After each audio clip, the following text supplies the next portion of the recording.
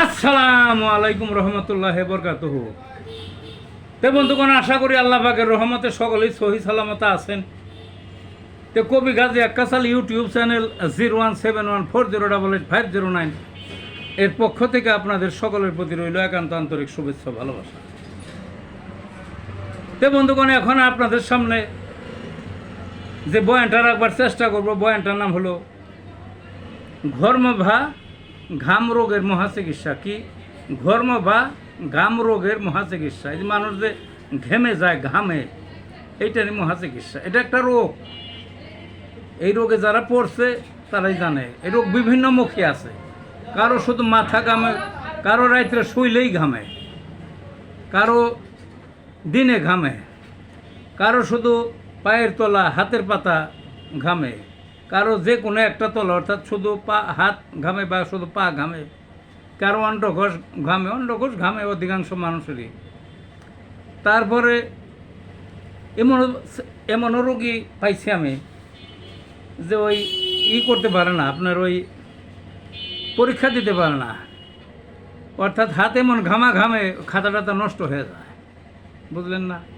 এই ঘামের আবার কারো গন্ধ আছে, কারো নাই, কারো বিশ্রী গন্ধ, এমন আছে ভালো ঘ্রাণ হয়, মধুর ঘ্রাণ। এমনও ঘামের রোগী আছে, সে যখন ঘামে তখন আসে, মৌমাছি বা মাছি তার গায়ে আসে, বসতে চায়, কারণ একটা ঘ্রাণ পায়, বুঝলেন না? কারো যৌনাঙ্গ ঘামে, ইত্যাদি। ঘামের কোনো শেষ নাই প্রকারের। আর দুর্গন্ধ, এটা তো আগেই বললাম, কাছে মানুষই যাইতে পারে না, এমন খারাপ ওই গন্ধ। বালিশ ভেজে যায় কারো কারো ঘামে।